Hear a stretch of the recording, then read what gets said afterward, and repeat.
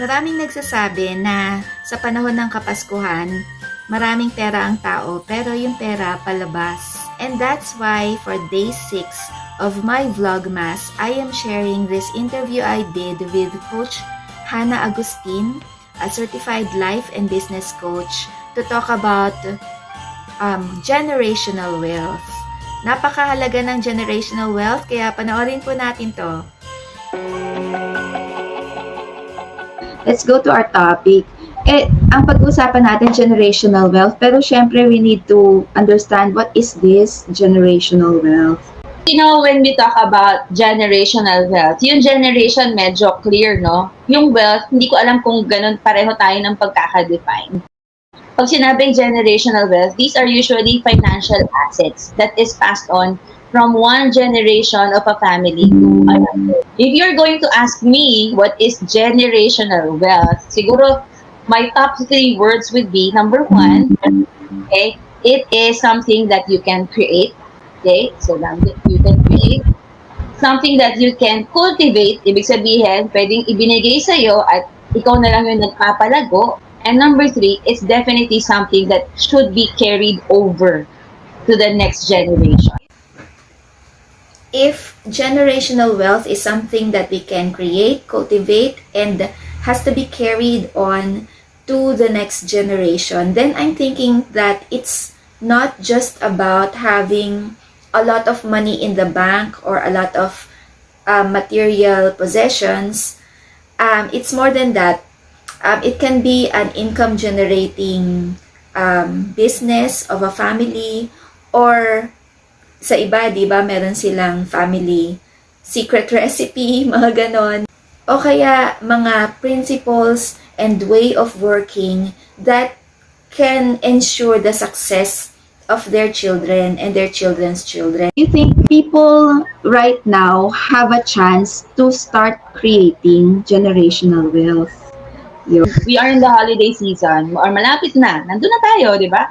So, dalawa kasi yung pwedeng mong gawing take ngayong holiday season. You can be a creator or a consumer. So, most of us, ang mindset, kapag Pasko, nagko-consume tayo, bibili tayo ng maraming mga Nestle cream, bibili tayo ng maraming grocery, bibili tayo ng maraming gift, pangbigay. Pero, if you have a generational wealth mindset, no, I would like to encourage you to take on the creator perspective. You know, what can I create? What can I produce? What can I sell as a service or a gift to the people around me? Or what can I really promote so that hindi lang kami maging consumer at a very important season, but we will also be able to create wealth. To answer your question, yes, you have that ability right now, and the timing is just right. Guys, did you hear that?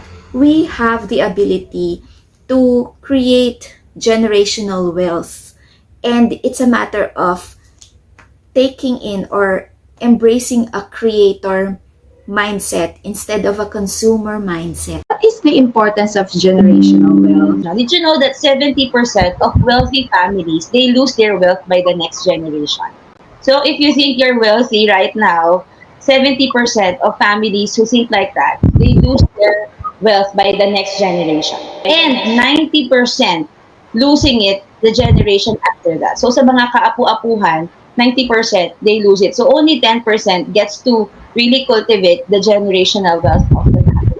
You know, a lot of people want quick money. That's why we have to be very wary of scammers. Yeah. Right? Kasi gusto nila mabilis ang pera. They're not willing to really start from scratching. It doesn't have to be hard all the time. Especially if you're a believer, and you know, I know you're reaching out to Christian mompreneurs. When you have the strategies of heaven being downloaded sa'yo, somehow it becomes easier, and it becomes more purposeful when you create wealth, kasi your wealth is a family affair. Okay? So when God chooses to bless you and you have the favor of God, it's not only for you, it's for your family. And eventually, hindi mo lang yan sa mga biological family pinapass on. You get to pass it on to your spiritual family and eventually to the nation, di ba? So it's a family affair. Your generational wealth is a family affair and also a national affair. Wow! When we realize that generational wealth is a family affair and also a national affair, marirealize rin natin na it's not about something selfish na gusto lang nating yumaman or which is totally okay. But there is a weight of responsibility when we build generational wealth. Can you give us some tips? Yon, paano kami mag-start building generational wealth? Here are my top 3, or hindi naman top 3, but I'll probably go at 5. But number 1, I want you to be really future-oriented. Every time you want to swipe that credit card, isipin mo, will this really last the holiday season? Okay? And usually, when we talk about future orientation, it talks about something na pwede mo pang mapalago. Tip number 2, do calculated risk. You know, when we talk about making a risk, na everything is a risk in the future, walang sabi sa'yo, it's a lie to say that generational wealth is recession-proof. Hindi recession. Yeah. You really want to make sure you're building on something that is really secure and somehow will last. Okay? So that's the second one. Do calculated risk. And number 3, I want you to save as much as you can. Save as much as you can.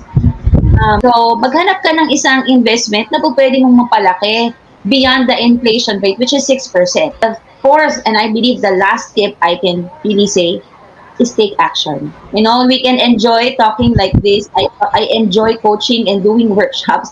But at the end of the day, if you will not take action on what you heard, then it's just going to be a nice message for us this morning, no? Generational wealth, it really involves you as the breadwinner. Okay? You as the breadwinner, really maneuvering. Sabi ni Francis Bacon, money is a bad master.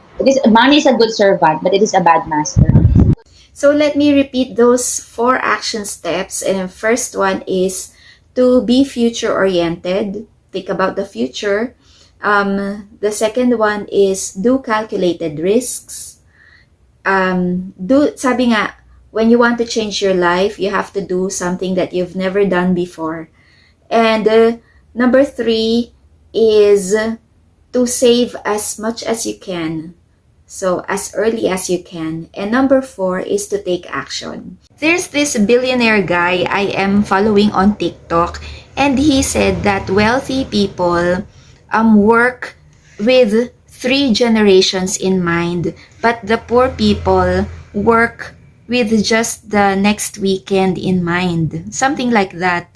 And I think it's high time for us to be thinking about how can we build wealth not only for our present generation, our families right now, but also their children and their children's children.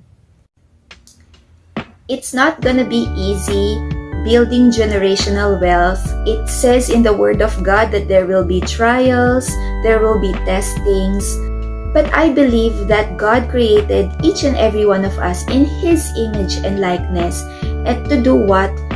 To have dominion over everything that He has created. If you like this video, give it a thumbs up, and don't forget to subscribe to my channel and hit the notification bell to be notified of new videos. And comment down below if you want to hear more about this topic. Bye!